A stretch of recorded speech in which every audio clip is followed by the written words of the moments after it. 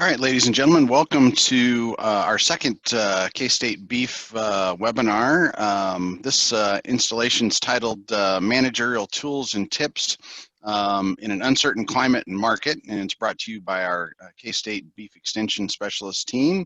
My name is Bob Weber, and I'm a Beef Extension Specialist here on campus at K-State. And I'm kind of flipping the levers, and I'll do the introductions for everybody today, but appreciate everyone joining us. We've got a great program on tap for you today, and look forward to comments. The folks on our state specialist team, get my slide advanced here.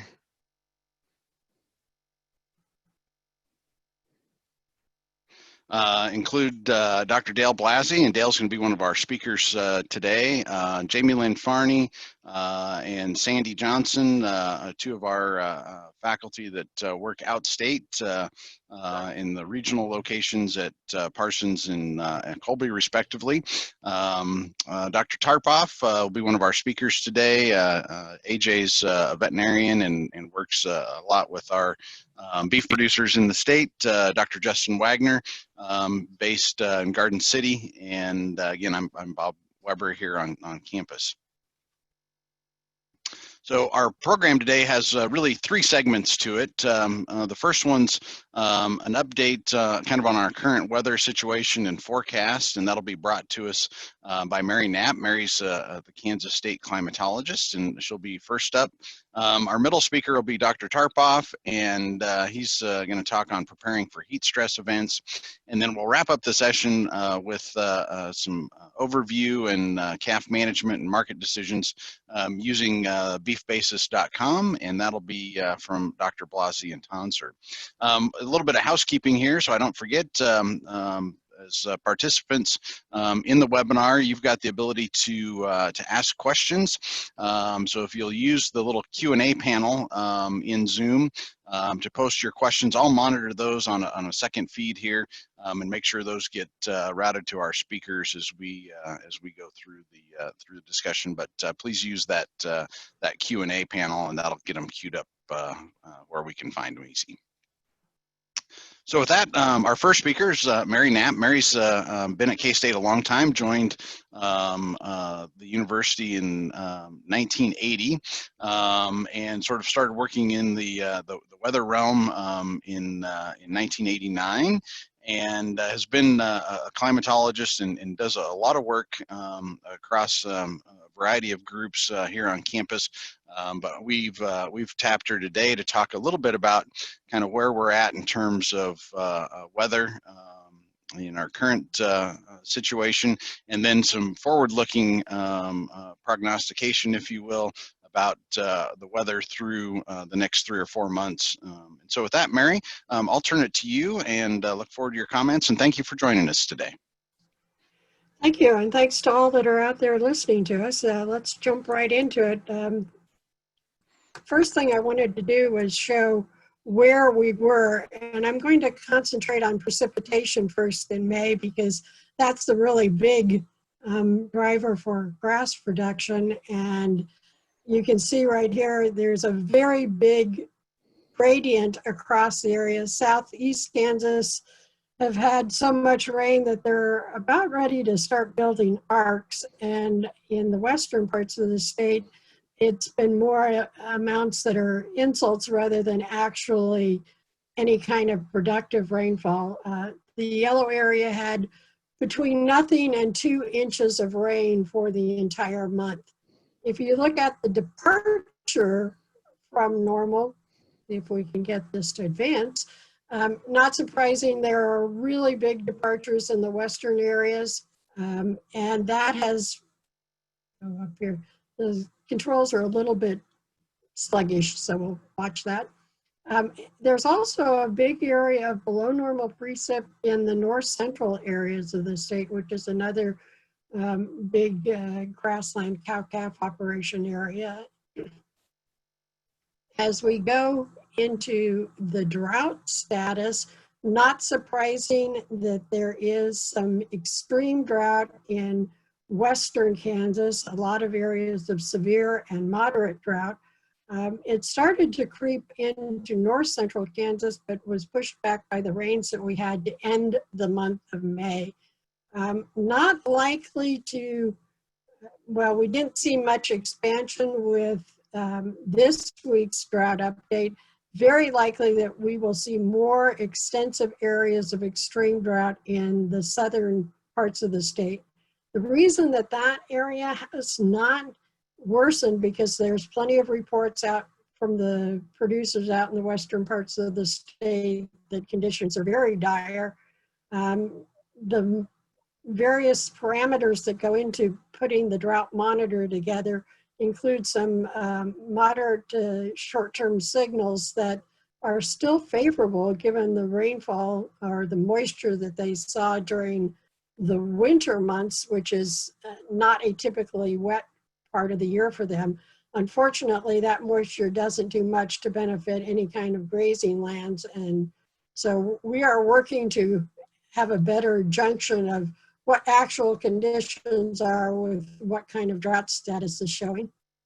So jumping into the precipitation outlook, this is what we're expecting for rainfall in the next 7 days from today through the next week. And that green is generally 1/100th to 1/10 of an inch a day, which is not going to get, I mean, again, if you get 1/100th of an inch in western Kansas and your evapotranspiration rate is around 1/2 an inch, you're just digging your hole deeper. Even in the eastern parts of the state where you may see 1/2 an inch, here in Manhattan, we would expect to get about 2/10 of an inch a day. And so if we only get 1/2 an inch for the week, we are not making what we need to get. Not going to be too unhappy with that in southeastern Kansas, but they may catch some of that tropical moisture that's coming up this weekend with the, I think, the third tropical system that they're expecting.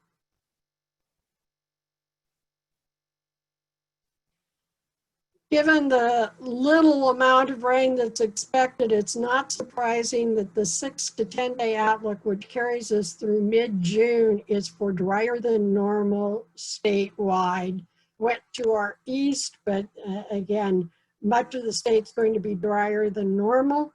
They are calling for cooler than normal temperatures over that period, which will provide a little bit of relief for the livestock given the stress that they're experiencing this particular week. But again, it's going to be rather short-lived.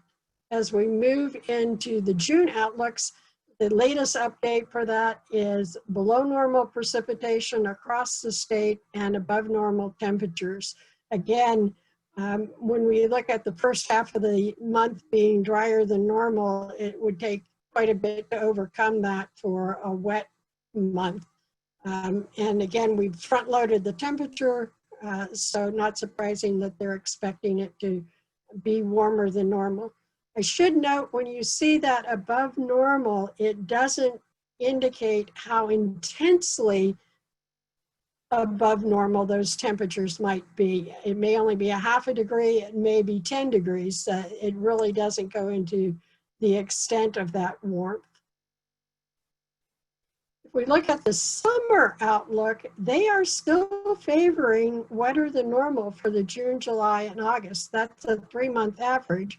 So if you average that out and have a dry June but a wet August, you would still make that forecast. Unfortunately, having a dry June and July won't be counterbalanced by a wet end to August, particularly when you're talking grass production.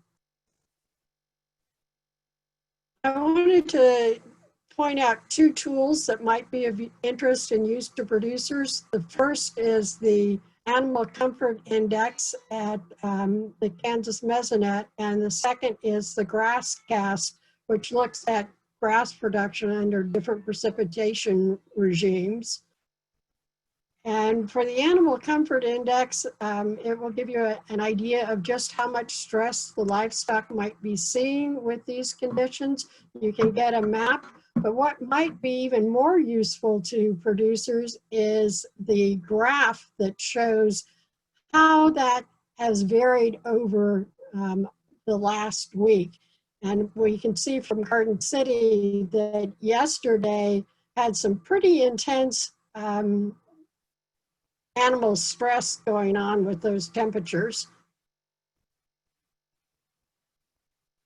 The next tool I wanted to show was the grass cast. This is the amount of productivity that you can expect given above normal rainfall for the period ending in August. And you'll note, let's see if I can get my little tool thing to work here. If you go back, you can note in that southeast or southwest corner, even if you have above normal precipitation, you've already lost about 5 to 15% of your normal productivity. And that is if it's wetter than normal. If you have normal precipitation, you're facing 15 to 30% loss with normal precipitation in those western reaches. If you move on a little bit further, and if you have below normal precipitation, you'll note that you're looking at greater than 30% of your production, and that stretches into the north central region of the state. They don't really do a grass cast for the eastern Flint Hills region because they just really haven't been able to calibrate the precipitation versus productivity in that particular range. So again, if you want to check some links, if you go to the weather outlooks on the Climate Prediction Center, you can get that updated and check and see how they change that over time. You can go to mesonet.kstate.edu, the main page. That has a link to the Animal Comfort Index, but it also has links to current conditions, temperature, relative humidity, wind speed, wind direction. And again, the grass cast is available at that particular link. All of those will be available. And finally, if anyone has any questions, they can reach me either through email or the cell phone because we're still working remotely.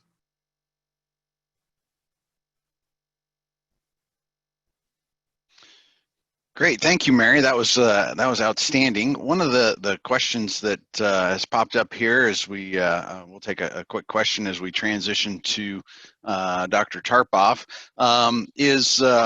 As we look at that eastern part of the state, and you mentioned that grass cast doesn't work well in that region. Why is that? Is it something to do with the warm season grasses, or? I think it's more due to the longer root systems and the storage capacity in those Flint Hills regions. So you can have lingering moisture available even though the current conditions are on the dry side.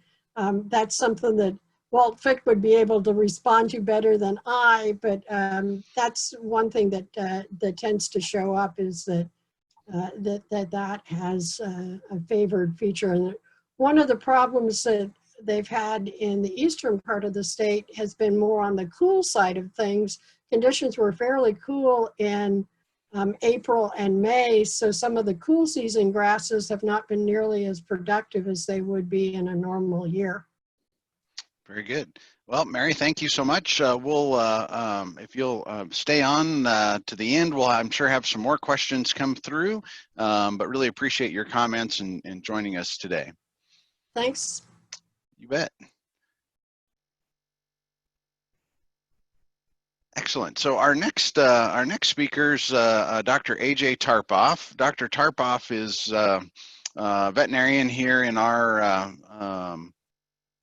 in our department, and works a lot with our beef producers, of course, around the state, and has some good experience. I know spent some time in South Texas working in some feed yard environments, and so has experienced a fair bit of heat stress, and grew up in the Midwest here, so not a stranger to heat and humidity as well. So with that, AJ, the floor is yours. I think you've got control, and we appreciate you joining us today and being part of the webinar. Excellent. Thank you very much, Bob, and thank you for everybody in attendance. We're gonna kick off and start talking a little bit more directly about heat stress. Here we are at the beginning of June, and almost like clockwork, within the first 2 weeks of June every single year, we end up with some pretty extreme heat stress events over multiple days. And that's really what I want to talk about, is heat stress, okay? Heat stress does have a major impact on our overall beef industry, okay, on all aspects of our industry. And that effect really comes into when we think about the thermoneutral zone of cattle. Okay, anytime we get out of that thermoneutral zone, we do have some added costs, added maintenance that really incorporates into that. Directly with heat stress, we talk about decreases in intake, increases in maintenance energy requirements, believe it or not, especially as we get extreme temperatures. There also is that potential for mortality, especially for some of our more at-risk populations. And also on the cow-calf side, kind of the threat of decreased fertility out in pasture settings. So today, to go over heat stress events, I really want to highlight a few really nice monitoring tools that I use routinely, and also a few tips and tidbits on helping build and implementing some type of heat stress mitigation plan. So to jump right into these tools, I kind of want to go back to the old tried and true, okay? The old temperature humidity index, okay? This index helps producers, and it's very easy to use, where in one column we have the temperature in Fahrenheit, and the other row going across, we actually have the relative humidity. So this index uses just those two different factors to come up with some type of heat index, okay? So again, it's been used for quite some time. This chart in particular, I actually shared from our National Beef Quality Assurance Manual. So what this is a snapshot in time, okay? It does not have every heat stress factor that goes into this index. It's just those two factors, temperature and humidity.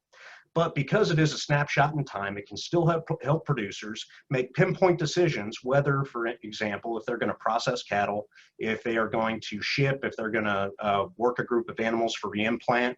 It's still a snapshot in time that if we were behind on some of our monitoring, we can utilize this tool that all we need to know is the temperature and humidity, which nowadays, we can always find that readily available on the app on our phone, that we can get a reliable beef cattle specific THI, okay? And it tells us if we're in the danger zone or we're in an extreme situation, and if those animals are more at risk.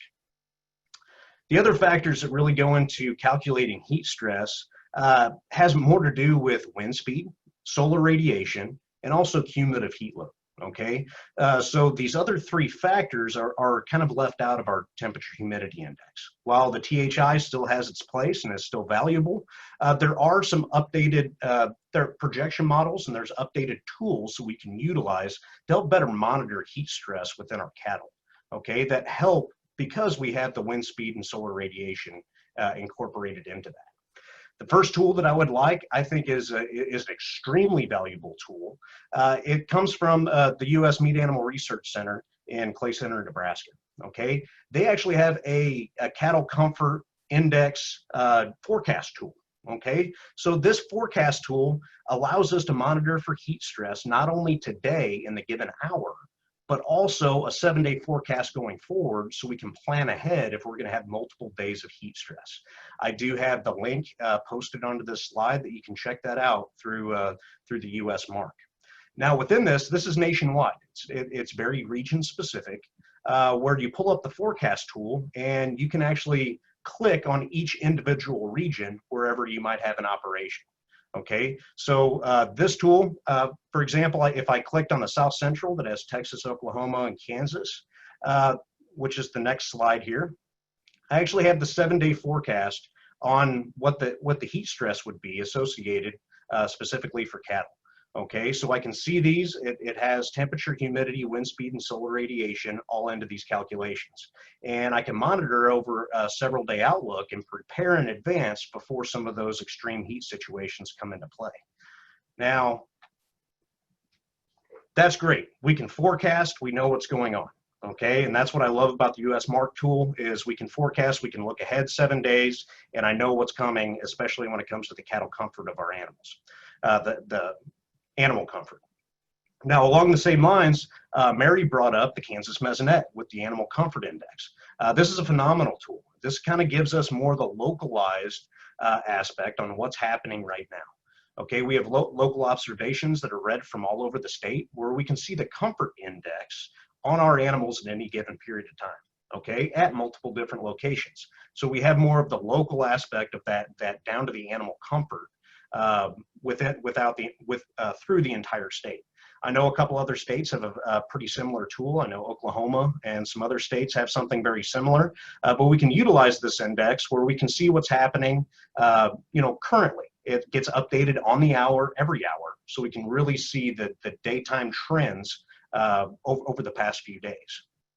I do want to bring up this animal comfort index is very different. If you've only used the temperature humidity index, the numeric values may look very different. Okay, so not to be confused that this index is very different because it incorporates both wind speed and solar radiation. Okay, so the numeric values, I've talked to some people and they were thrown off a little bit. There is a link on the side of that page that shows you how they're calculated. So I just want to point out that these numeric values from the Animal Comfort Index on the Kansas Mesonet are different than the THI, okay? Now, Mary brought this up as well, which this is the tool that I probably use the most, okay? Within the Kansas Mesonet, the Animal Comfort Index, if you go down on the left-hand side and go from table to chart, we actually have a 7-day, the previous 7 days of heating animal, that actually the comfort index over those 7 days, which I think is phenomenal. This is what I personally use to measure nighttime cooling, okay? Because I can actually see on the hour, every hour, whether that animal's in a thermoneutral or still in an extreme state, I can use this to measure the amount of hours of overnight cooling time, which is critically important if we're going to get these animals to dissipate some of the heat loads they accumulate during the day. So the 7-day animal comfort, that's what I really look for to be able to measure nighttime cooling, because we do have those hourly measurements. Now, I do want to bring up all forecasting. We do have limitations, okay? This gives us a good idea as a whole, but we do have to keep in mind that individuals within our operations are more at risk. Some of those animals that'll be more at risk to develop some type of heat stress event would be animals with increased body condition, okay? I'm thinking more of our finished cattle in the feedlot, getting ready to go to market. Those animals have been on feed for quite some time. They do have quite a bit of body condition and fat cover. The hair coat, okay, we run into this a little bit more here this early spring, the first couple heat spells. Not all animals within our operations may have shed the winter coat. Because of that, some of those animals may be more prone to some of these heat stress. Hair color, darker hided animals will accumulate more heat, as well as animals that have had previous health insults. For example, if they had bovine respiratory disease and developed pneumonia earlier in the feeding period, later in the feeding period, they would, if they had decreased lung function, they would still be at an elevated risk to develop some type of heat stress episode. Which I think is important to kind of highlight how to dissipate heat. This is a good reminder for everybody. Cattle, unfortunately, especially our British and our continental breeds of cattle, they are much less efficient than other species at dissipating heat. Okay, it just has back to their basic physiology and what they were adapted to. The main cooling function on dissipating heat is really evaporative cooling. Okay, most of that comes through the respiratory tract. As cattle get hotter, you will see that they will increase their respiratory rate. Okay, they will begin to pant in extreme cases, maybe even open mouth breathing. That is a defense mechanism that they're trying to breathe off as much, some of the water particles they breathe out of their airway helps remove some of the heat load that's inside of their body. So that's the main mechanism of cooling animals and how they cool themselves. Contrary to popular belief, believe it or not, most cattle do sweat, but it's at a very limited rate. But even with that, the wetness and creating a little moisture on the skin, if we have wind around, and we're still able to get some of that evaporative cooling from some of the limited sweating. So it's a much lower amount, but cattle do still sweat. A few kind of numbers and timelines to keep in mind when we're talking about cattle dissipating heat is, number one, when do our cattle get the hottest if we're right in the middle of a heat stress event, okay? Internal cattle temperature actually peaks 2 hours after the environmental peak.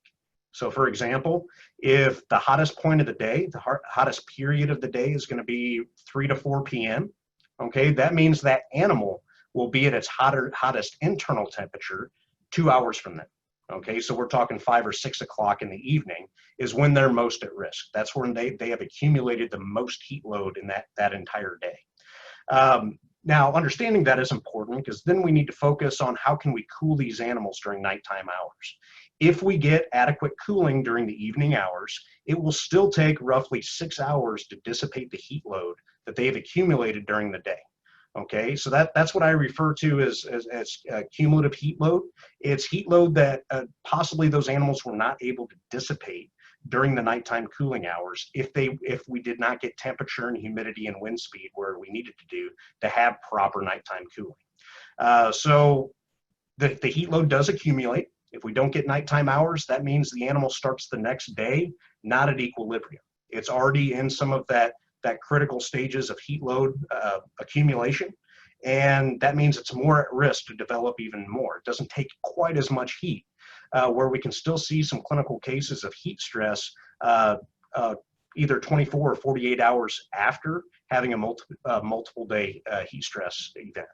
Okay, so nighttime cooling is critical, and that's where I use the Kansas Mesonet 7-day comfort index, where I can monitor nighttime cooling.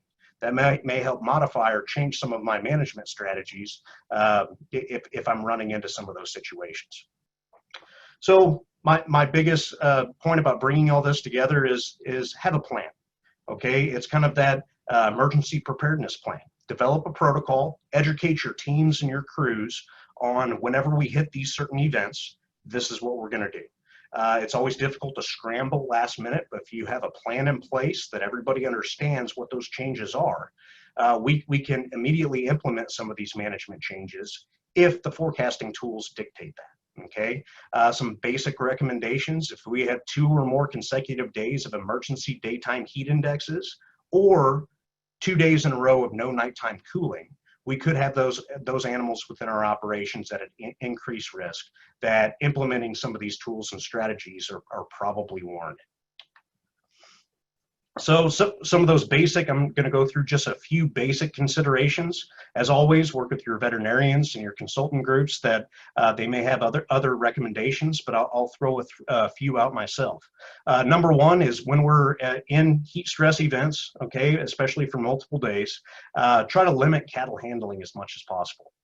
These animals are trying to dissipate as much heat as possible. Whenever we move them, handle them, run them through a processing barn, we will increase the heat load that develops on the inside of those animals. So if we do have to process, if we do have to treat, we need to do a lot of those different things. Loading cattle, if we're going to be shipping out, try to have most of that finished up by 10 a.m.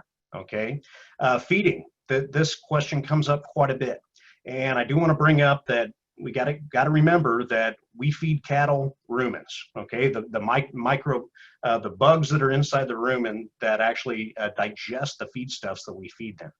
Because of that, the fermentation process itself, the rumen is a massive heat vat, which really helps us out during the winter months because cattle have their own internal heater, so to speak.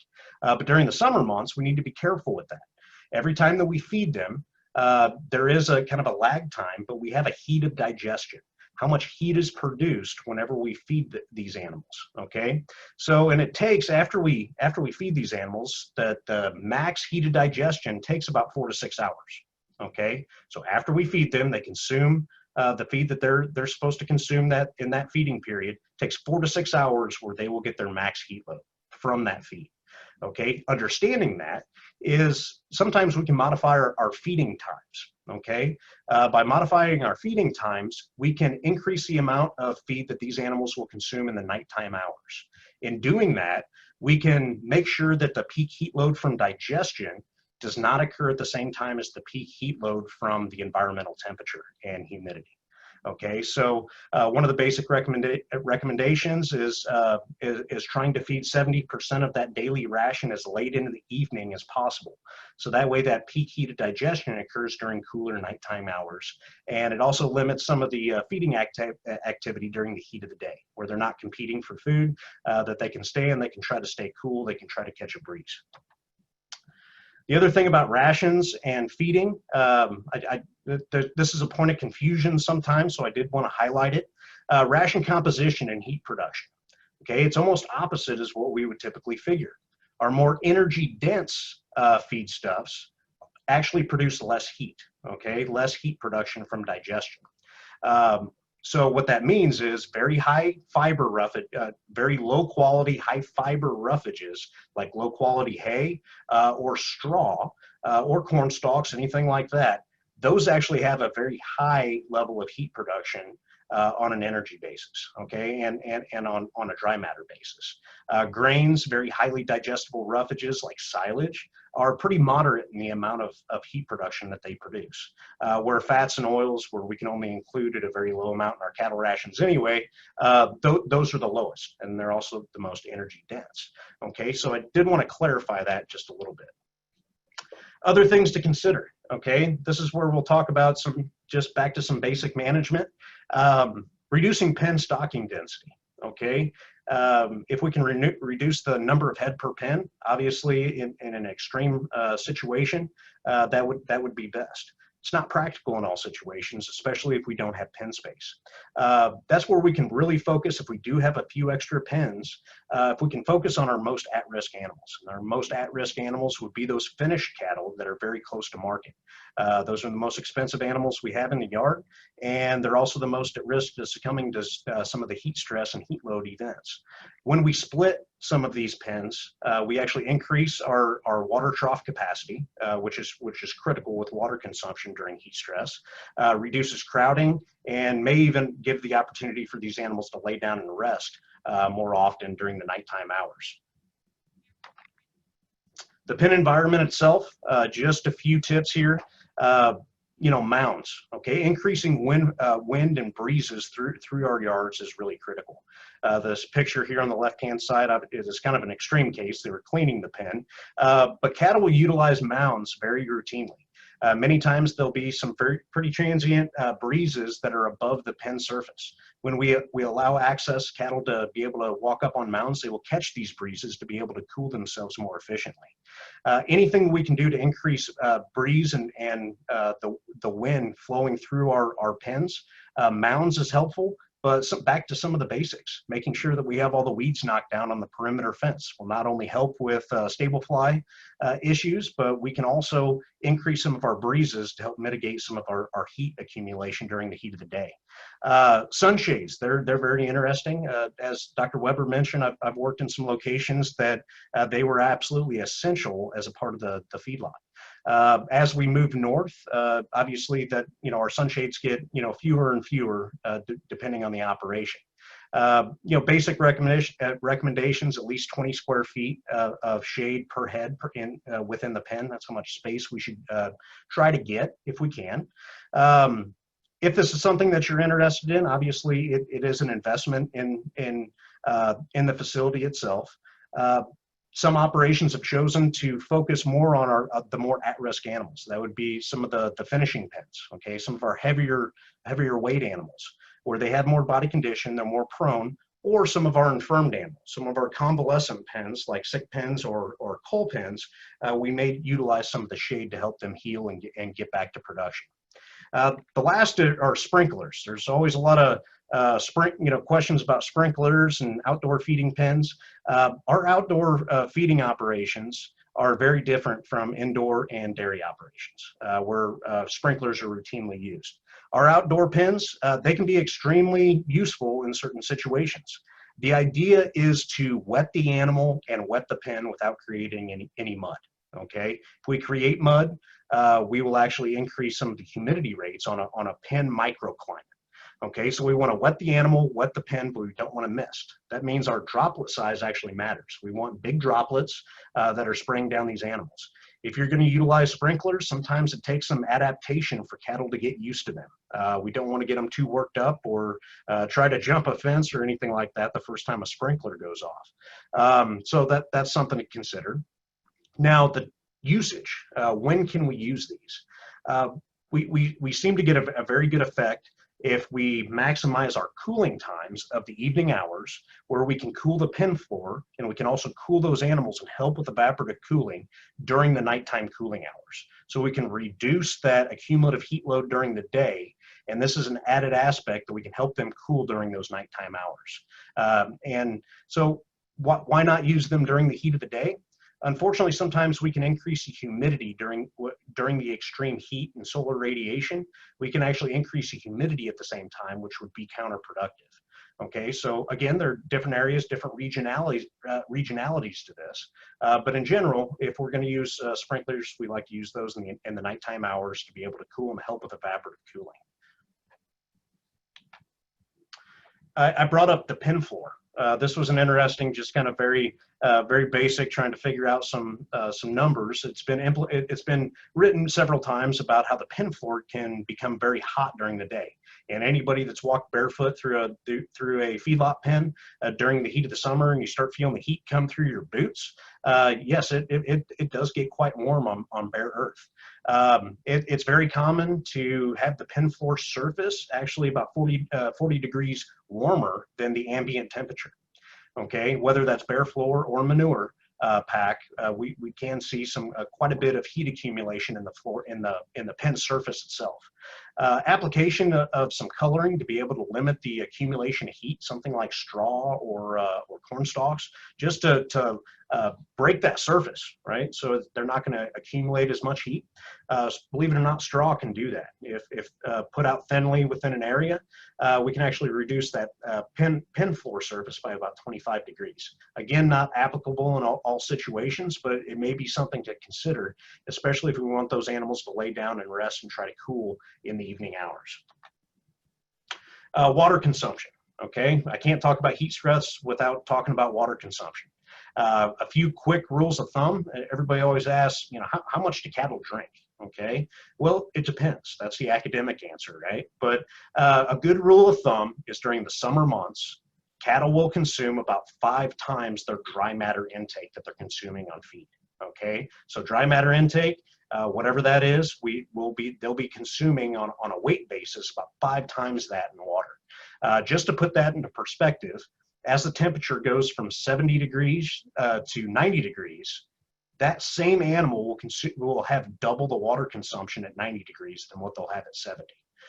So we're talking about massive amounts of water needs, water intake availability are all critically important to care for these animals during these heat episodes. Some basic recommendations on water availability. Sometimes we can be restricted a little bit. Trough space, critical. Most of our operations and water troughs are developed to have about 1.5 inches of linear trough space per head. During heat stress, if we can increase that or even double that, we will give that availability and for consumption for all animals within the pen. We will see bunching at the water trough during the heat of the day. Okay, many of those animals are not drinking, but they're trying to get the cool aspects of the water they'll stick their head in, not drink, but they're crowding around to try to stay cool.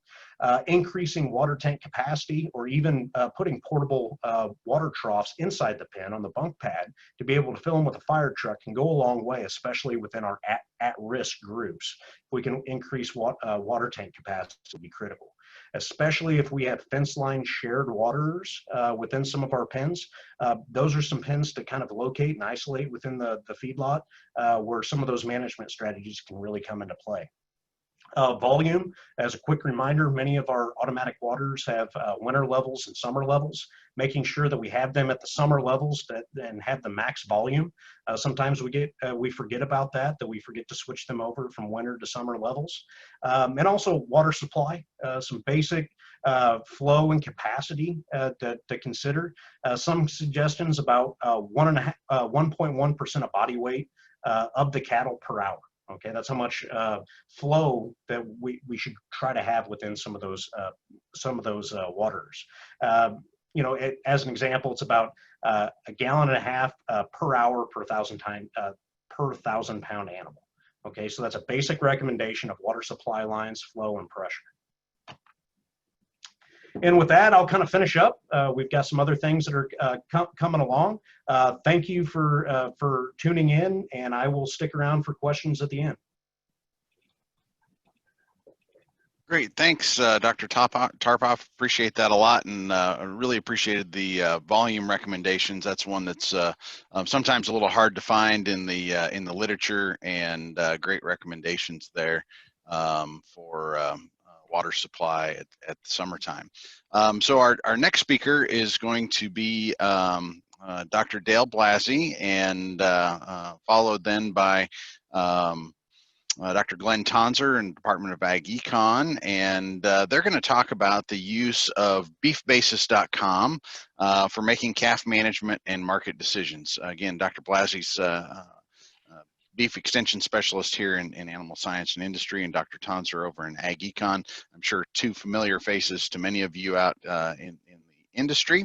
But we worked through some discussion here a few weeks ago as we put our plans together for this webinar, and thought some look forward at late summer and fall calf weaning and management strategies and marketing windows bared some special attention.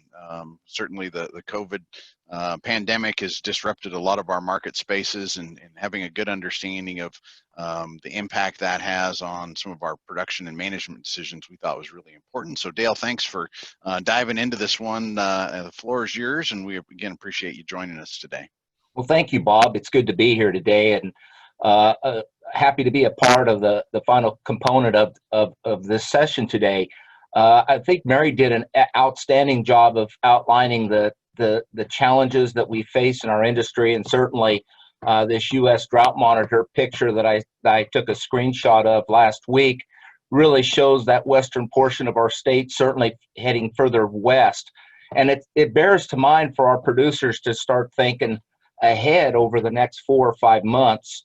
As you very accurately described, Bob, the challenges of COVID and what it's done to our pen space and the marketing and the constriction of our markets, our producers, our cow-calf producers also need to think ahead as well in terms of what they do, in terms of trying to maximize the value of their calf crop, and at the same time conserve the body condition of their mama cows out there with the reduction in the forage being produced, as pointed out by Mary. So I really encourage producers to look and look at their typical weaning date. If it's an October 1 wean date, and if they're shooting forward and everything is good for them in terms of the forage being produced, that's all well and good. But if you're finding yourself in a precarious position, you need to start thinking about what you can do to maximize that value. And so, the capability at your operation to make sure you have sufficient sowed feed up for this coming winter,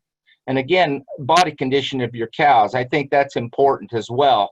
And of course, early weaning is a challenge in and of itself, and we always assume that those producers will enact those correct pre-weaning immunization measures because the added management, especially having the existing facilities, equipment, and the labor as well to take care of those calves, should you make that decision to retain ownership on your calves post-weaning, I think is very important.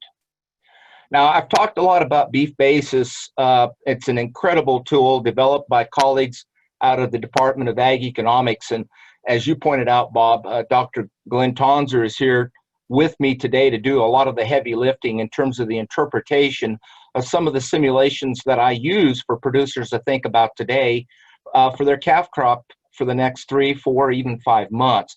This is a picture of the home page of Beef Basis, and I'm going to focus specifically on the analytics component. And if you tap on the analytics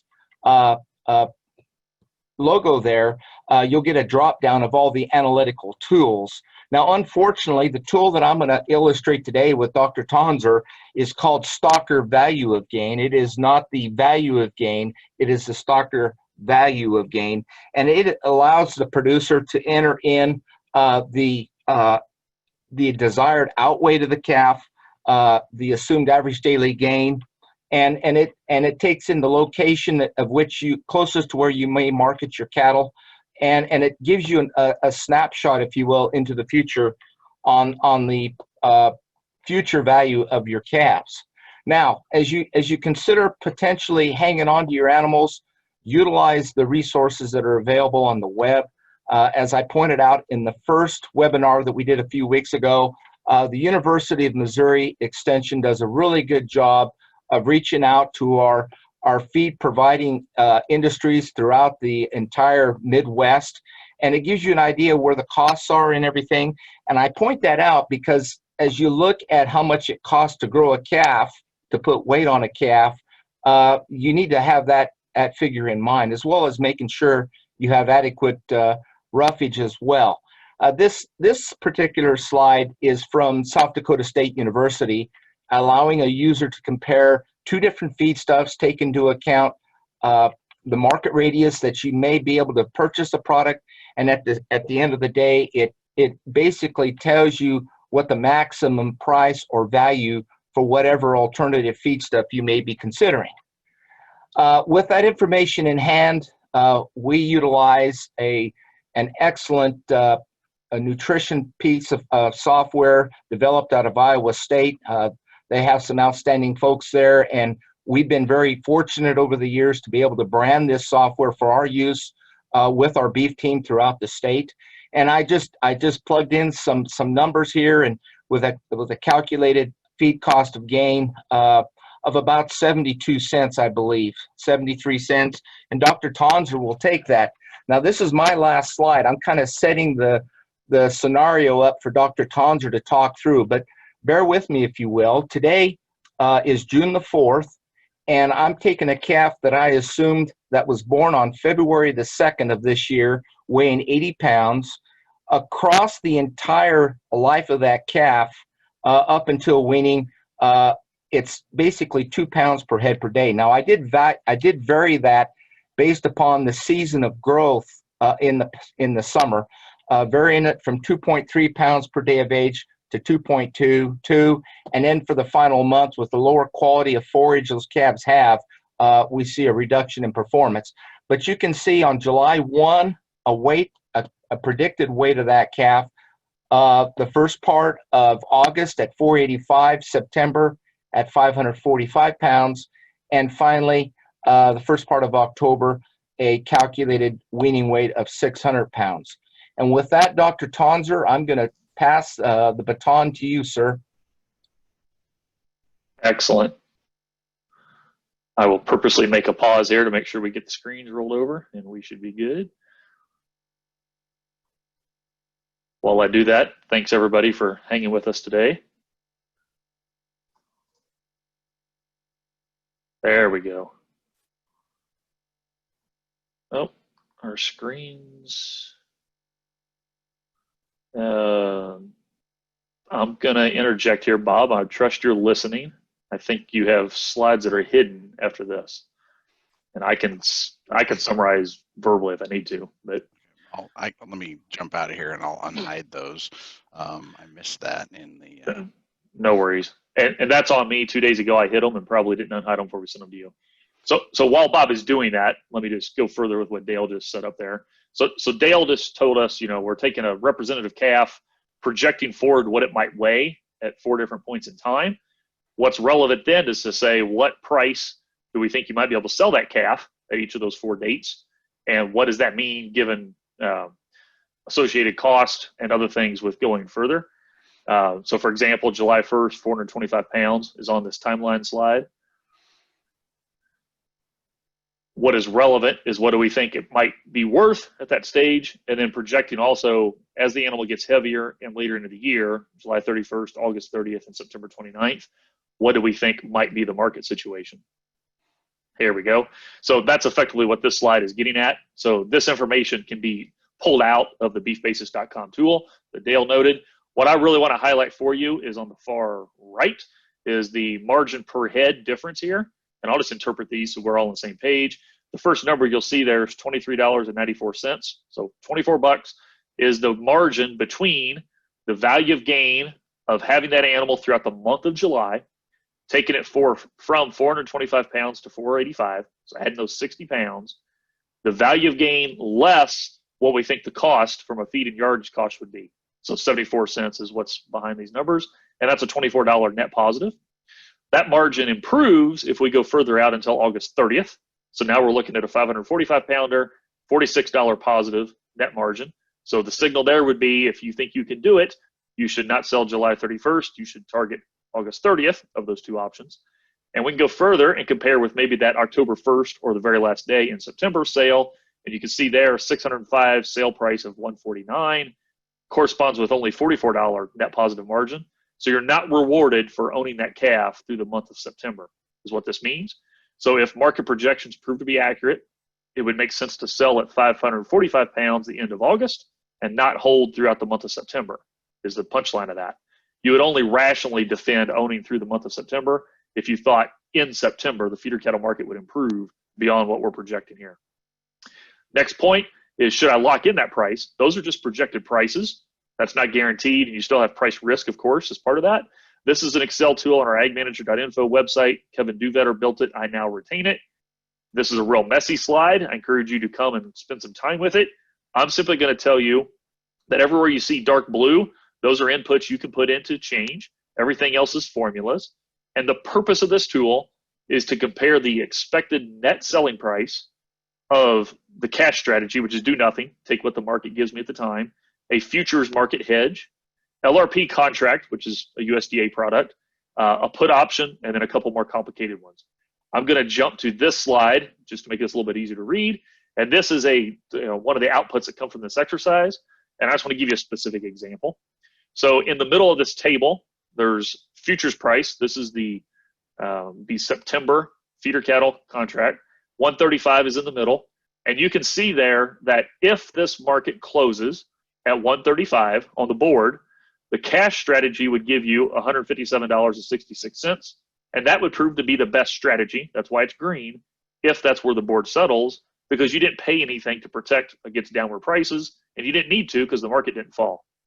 Conversely, if the futures market closes at 130, so say it drops $5 from now to that time, you would have been better off had you put in a futures hedge. And you can see the futures hedge is $5 better than the cash strategy. That makes sense. The other alternatives of LRP and a put option are mapped here as well. And you can see those differentials vary depending upon the actual price premium you're paying. Happy to talk more about that in the Q&A. Last thing I want to say, because we're behind on time here a little bit, is the real benefit of the LRP product, and I'm not trying to sell a product, I'm just clarifying a difference, is you can choose the number of head that you cover. So if instead of covering 90 head, which is kind of the example I used on the previous slide, what if I'm only looking at selling 45 head? The problem with 45 head is it doesn't align well with a full futures contract. CME contract specs are quote unquote too big for 45 head, and the same thing with a put option. But you can directly match that with the LRP, and that is the appeal of that. If you compare some of the numbers I have here with what's on the previous slide, you will see that the LRP numbers don't change. That's by design. That's how this product works. And I'm also highlighting this because even if you're a larger operation and you want to partially protect some of your animals, not others, the LRP product allows you to do that. To put a bow on this, Dale and I talked multiple times about this before the session. I would encourage folks to use this train of thought, whether we're facing drought pressure or not. It's always important to monitor environmental conditions, whether it's too wet, normal, or going to be too dry. We all should monitor that. You also should always monitor available and expected forage availability, and you should always monitor what the current and expected market conditions are. That's part of the job of managing feeder cattle production and marketing. Drought concerns motivate that further, but I would encourage us to have that mindset all the time. And what I just got done talking about is just on the marketing side of this, you could change the cost of gain components of that and would change the decision whether to sell early or not. I hope this helps. I'll stop right there, Bob, and we'll just wrap up with some questions.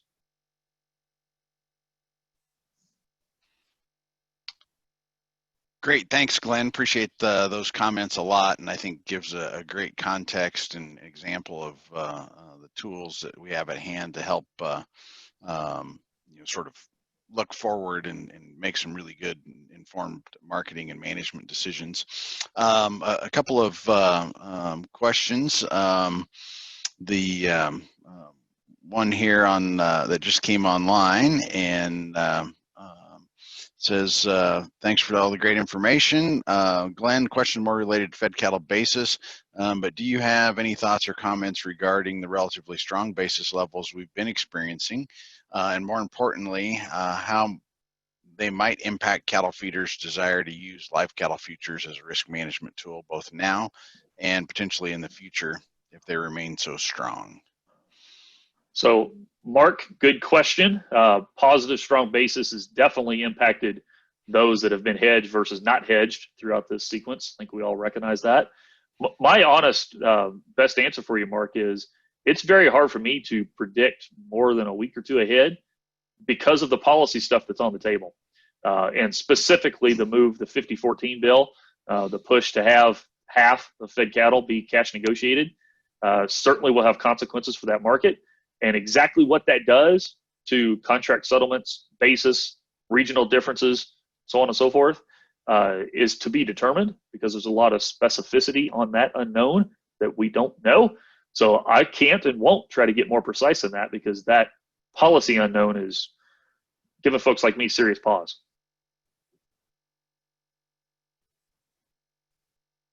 Great. And so again, if you've got questions for our panelists today, don't hesitate to type those up. And certainly if any of our state specialists that are on board have a question or two, that'd be welcome as well.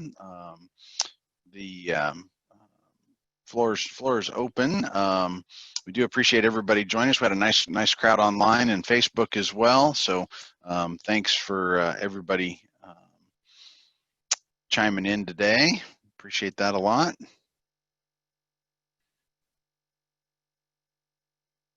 Great. Well, we don't have any other particular questions at this point, so we'll dally it off. Again, everybody, thanks for joining us. We'll post up here again our contact information for our K-State Beef Extension Specialists is on screen. We'll have more resources available on a variety of topics if you have a need for information or some help with some strategic decision making. We're certainly glad to pitch in. I've noted our sort of respective areas of expertise, if you will, but certainly don't hesitate to reach out to any of us and we'll get the question routed the right way. Glenn and Mary, thank you both again for joining us today and your valuable input to our discussion. We certainly appreciate the teamwork that we've got here at K-State and the ability to lean on you all. So. Thanks for having me. And of course, if anybody has any questions, my contact information is easy to find and I'd be happy to respond to anything that they need on that. Great. Thank you, Mary. And again, thanks everybody for joining us. We'll have this posted up on our ksubeef.org website. So if you want to go back and listen to the talk again or catch certain pieces, you'll be able to find that easily again at ksubeef.org.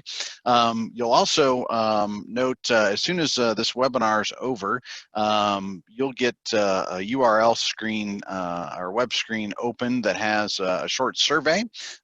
We'd appreciate if you take just a minute and answer a few questions for us regarding today's programming and the value you may have found in that, and also if you've got other suggestions for timely topics for us, be sure and pass those along. So thanks again to our team here at the K-State Beef Extension Specialists for putting everything together, and we'll sign off for now, but thanks everybody for joining us, and we'll look forward to seeing you again in one of our K-State Beef webinars.